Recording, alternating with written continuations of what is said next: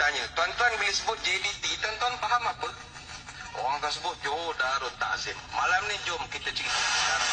JDT bukan singkatan untuk Johor Darul Ta'zim, tapi JDT singkatan dari segi sejarahnya adalah Johor Dengkis Tepuk.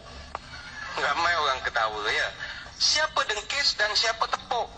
Di belakang ini ada logo emblem negeri Johor Darul Ta'zim. Ada logo negeri Johor. Logo negeri Johor ada dua harimau.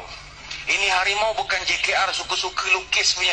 Harimau yang kiri namanya Dengkis. Harimau yang kanan namanya Tepuk. Tepuk itu tempang, kakinya ada 3. Nanti balik, tengok yang di sebelah kanan, ada 3 saja jarinya. Itu bukan JKR saja lukis tu, ada sebab. Kenapakah negeri Johor emblemnya gambar rimau? Ini yang dipanggil harimau selatan. Yang ingin saya perbetulkan persepsi, maruah negeri Johor Darul Ta'zim bukan terletak pada sebuah bola, tapi sejarah bangsanya yang begitu hebat sekali.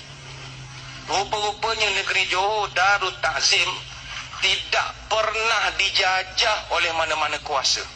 Inilah 2 ekor harimau yang mengaum di sekitar timur negeri Johor sekitar tahun 1880 sampai 1940. Bahkan kata orang tua-tua di Kota Tinggi masih ada lagi harimau itu. Siapa yang berani pergilah cari. Sebab itu berapa banyak bangunan dan istana yang dibina di Johor antara tahun 1880 sampai 1900, jangan heran. Atas simen-simen yang itu kita boleh nampak tapak kaki harimau. Why? Kerana Johor adalah negeri yang dijaga oleh harimau ini.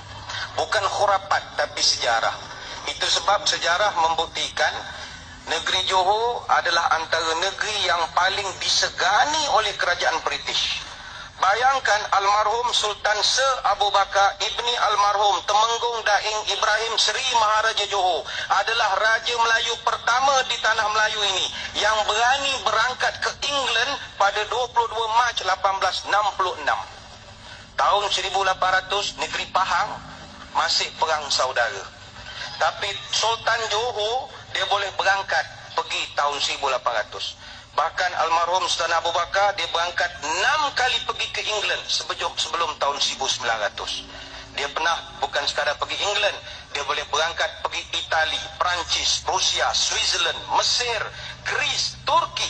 Ini kehebatan negeri Johor Darul Ta'zim. Selama 33 tahun memerintah, Johor tidak pernah dijajah oleh British secara real.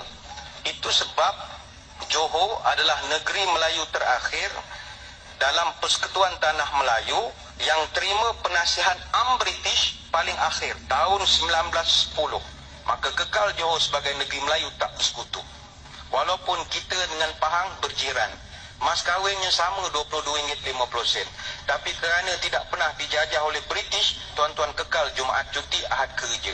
Apa sebab? Sejarah bangsanya. Ketika Jepun datang, diceritakan juga ketika Jepun datang daripada Singapura, ada satu Jenderal Jepun, orang panggil dia Harimau Malaya, atau nama betulnya Jenderal Tomoyuki Yamashita, yang merupakan Jenderal Ketumbukan ke-25 Tentera Imperial Jepun. Ketika dari Singapura dia datang ke Johor Bahru, dia masuk ke Istana Tuanku. Semasa itu yang memerintah almarhum Sultan Ibrahim Al-Mashhur Ibni almarhum Sultan Sir Abu Bakar. Dia beritahu dia mau jajah negeri Johor. Apa almarhum Sultan Ibrahim buat?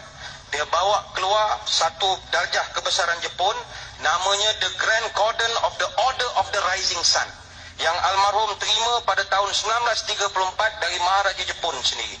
Dia tunjuk depan Tomoyuki Yamashita, tunduk mamat itu. Hai, cancel dia jajah Johor. Johor dia meluang masuk Pahang aja. Sebab itulah, wahai anak-anak Johor sekalian, kebanggaan kita, sejarah kita, bukan kerana bola itu, sejarah bangsa kita. Itu sebab Majlis Raja-Raja Melayu berkenan dan sepakat untuk nak memilih almarhum Sultan Ibrahim Al-Mashhur sebagai Yang di-Pertuan Agong pertama. Tapi baginda tolak. Apa sebab? 1957 Johor Bahru lebih moden bandingan Kuala Lumpur. Apa barang duduk Kuala Lumpur? Baik duduk JP. Takdirlah tuanku menerima, nescaya duit dalam wallet kita malam ni bukan gambar Sultan Negeri Sembilan, tapi Sultan Johor. Inilah yang orang Johor kena bangga. Sebab itu JDT bukan sekadar Johor Darul Ta'zim, tetapi Johor Dengkis dan Tepuk. Carilah sendiri sejarah Dengkis dan Tepuk. Tanyalah kepada orang tua-tua ini. Harimau Selatan, yalah, tapi harimau juga gajah besar lagi, tak boleh nak buat apa lagi.